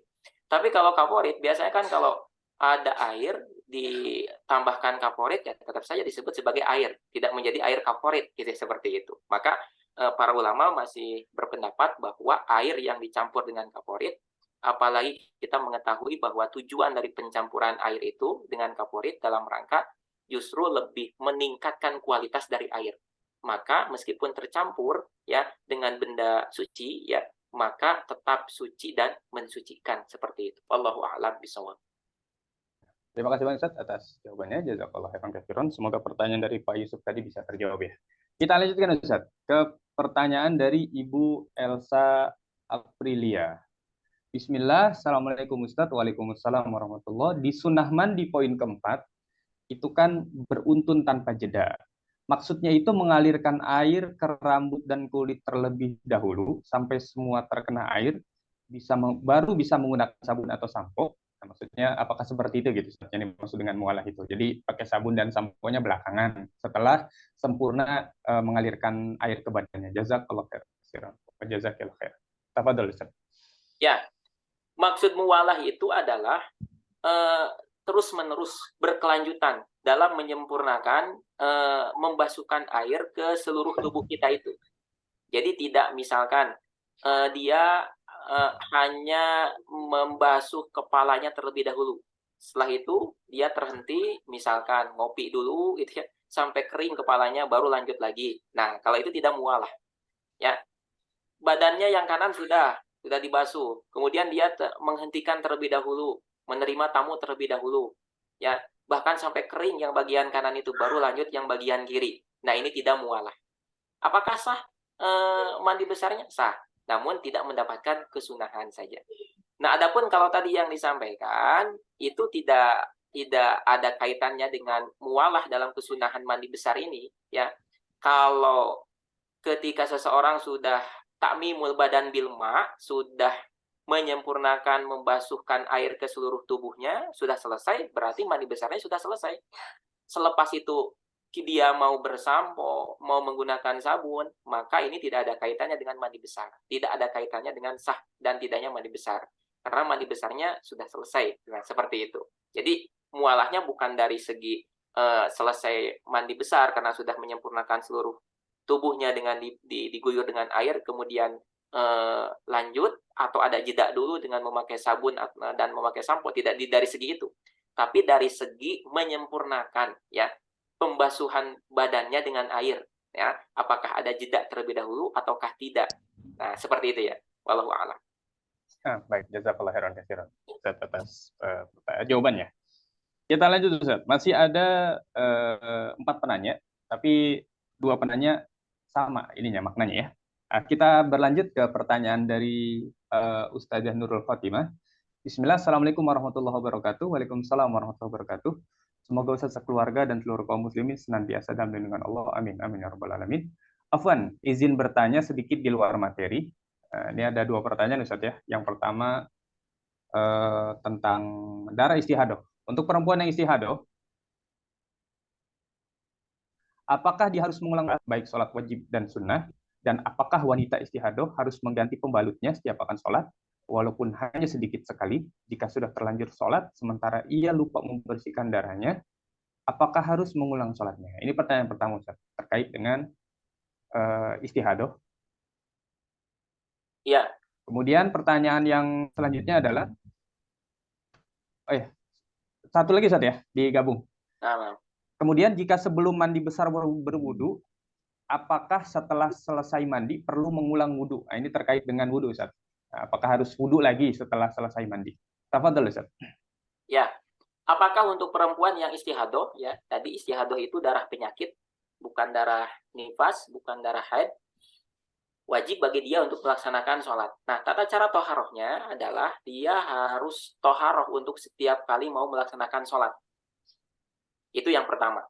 Yang kedua yang harus diperhatikan, toharohnya itu, dalam hal ini wudunya, harus dilaksanakan ketika waktu sholat sudah masuk. Ya, sudah terdengar atau sudah masuk waktu maghrib, maka baru kemudian dia wudu. Kalau wudunya 1-2 menit ya sebelum waktu maghrib, maka ya tidak sah. Ya, karena ini pengecualian dari kondisi normal. Kemudian yang ketiga, ya, kalau dia berwudu, maka harus mualah. Hukumnya menjadi wajib bagi dia untuk berwudu itu terus-menerus.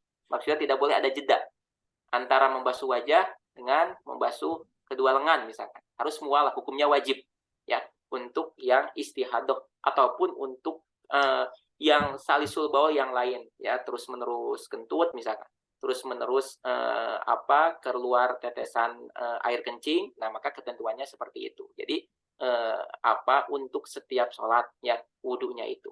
Meskipun tadi ya boleh jadi kemudian dia tidak batal dengan pembatal yang lain, namun karena dia istihadah terus keluar ya darah penyakitnya, maka wudunya pun harus ya dilaksanakan untuk setiap kali mau sholat.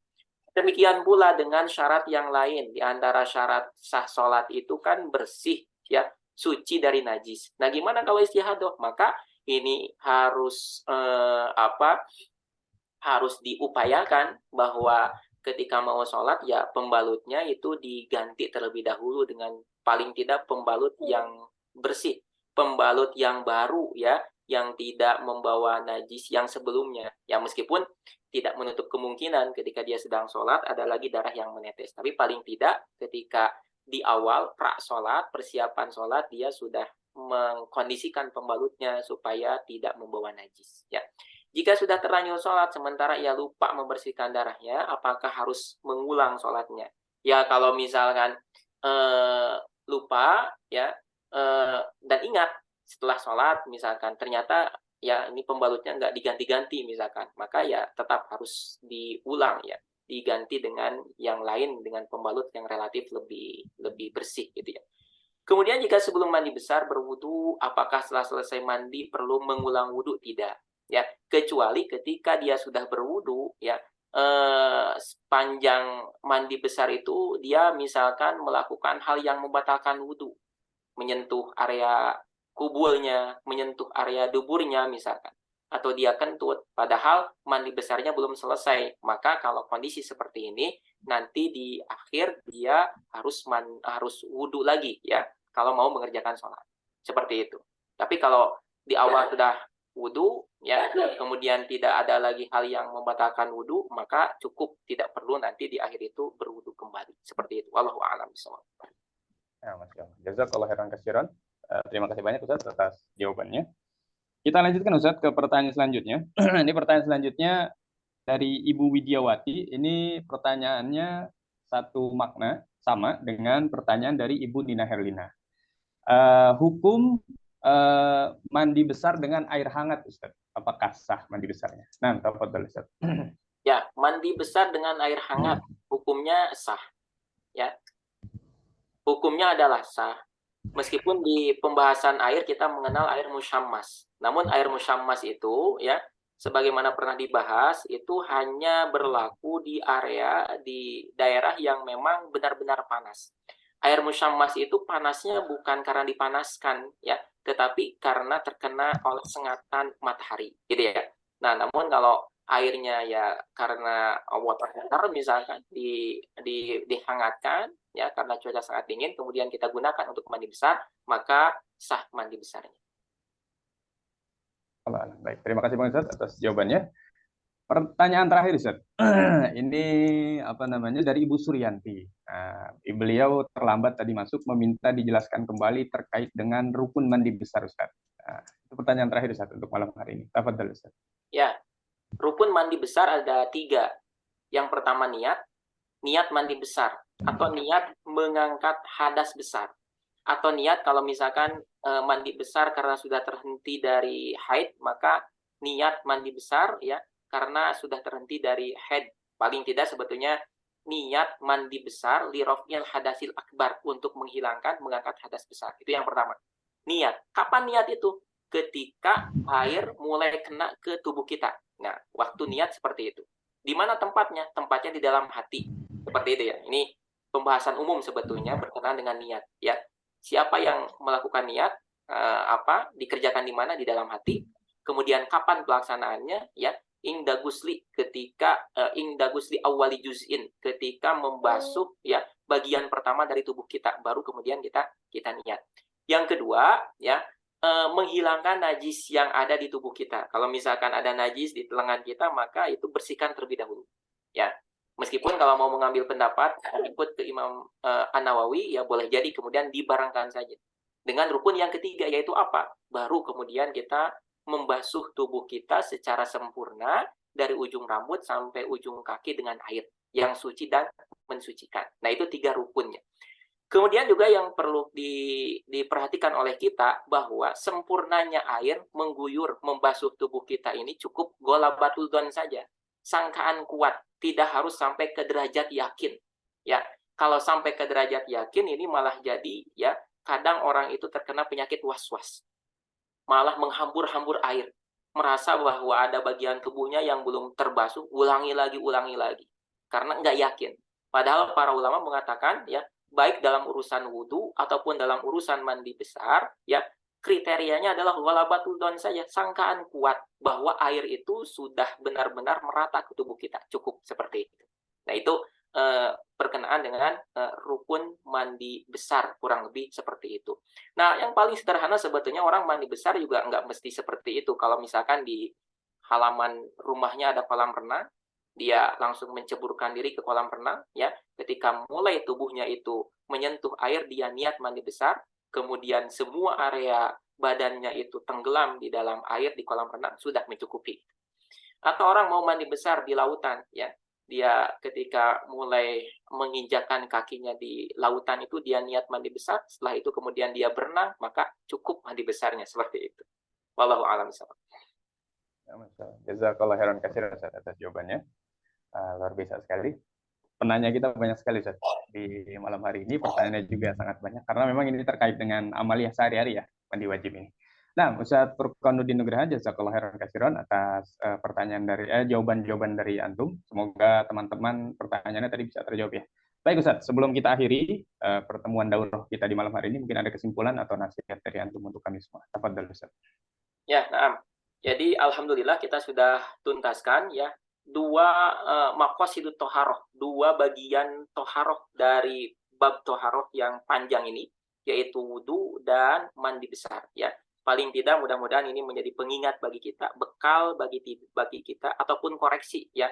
Barangkali ada hal-hal yang selama ini mungkin kurang tepat, kurang cocok dengan apa yang telah disebutkan banyak oleh para ulama fikih ya. Mudah-mudahan ini menjadi bekal yang bermanfaat bagi kita untuk mengoreksi ya, untuk mengingatkan aktivitas-aktivitas keseharian ini gitu ya. Karena meskipun ini bukan bagian dari rukun Islam ya. Rukun Islam itu kan sholat ya. Namun toharoh ini adalah perkara yang tidak bisa dipisahkan dari sholat ya, karena toharoh ini diantara syarat sahnya sholat yang harus diperhatikan. Makanya tidak salah kalau kemudian para ulama termasuk juga di dalam kitab ini meletakkan pembahasan toharoh yang sedemikian pentingnya itu sebelum pembahasan sholat. Mudah-mudahan ada manfaatnya. Insya Allah akan kita sambung pada kesempatan berikutnya, memasuki pasal berikutnya yang juga tidak kalah pentingnya untuk kita simak, untuk kita ingat kembali. Kurang lebihnya mohon maaf. Walaupun Assalamualaikum warahmatullahi wabarakatuh. Waalaikumsalam warahmatullahi wabarakatuh. Amin ya Allah ya rabbal alamin. Jazakallahu khairan katsiran wa barakallahu fik atas kesimpulan yang antum berikan Ustaz. Semoga Allah Subhanahu wa taala balas penyampaian materi dan juga jawaban-jawaban dari antum pada malam hari ini. Semoga Allah Subhanahu wa taala berikan antum kesehatan dan keluarga dan juga berikan keberkahan atas ilmu yang antum miliki. Dan semoga Allah Subhanahu wa taala memberikan kekuatan kepada kita untuk bisa mengamalkan ilmu-ilmu yang telah kita terima. Karena ilmu yang bermanfaat adalah ilmu yang diamalkan. Baik teman-teman Mas Santri azanillahu wa iyyakum, alhamdulillahirabbil alamin. Kita sudah sampai di penghujung daurah fikih kita pada malam hari ini. Semoga sekali lagi ilmu yang disampaikan oleh guru kita Ustaz Furqanuddin Nugraha hafizahullah menjadi ilmu yang bermanfaat untuk kita, dan semoga Allah Subhanahu wa taala memberikan kita kekuatan untuk bisa mengamalkan ilmu-ilmu tersebut. Baik teman-teman Mas Santri azakumullah, mungkin itu saja untuk pertemuan daurah kita malam hari ini. Kami dari admin Ruang Sanad dan saya selaku moderator khususnya, mohon maaf apabila selama membersamai teman-teman ada kekurangan, salah sikap, kami mohon dibukakan pintu maaf yang seluas-luasnya. Mari kita akhiri kegiatan daurah kita malam hari ini dengan hamdalah dan doa kafaratul majlis. Alhamdulillahirabbil alamin. Subhanakallahumma wa bihamdik, la ilaha illa ant, astaghfiruka wa atubu ilaik. Sekian dari saya, kurang lebihnya mohon maaf. Assalamualaikum warahmatullahi wabarakatuh.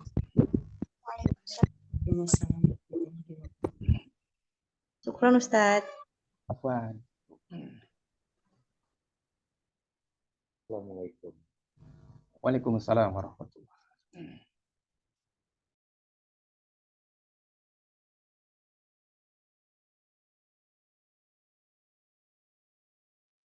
Assalamualaikum warahmatullahi wabarakatuh. Waalaikumsalam warahmatullahi wabarakatuh.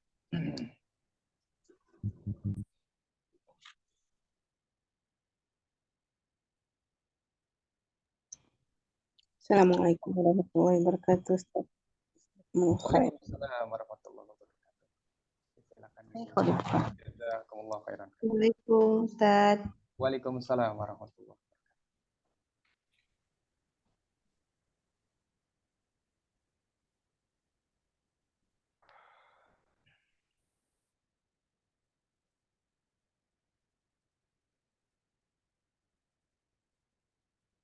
Afwan, jazakumullah khairan katsiran. Fiikum barakallah. Amin ya rabbal alamin.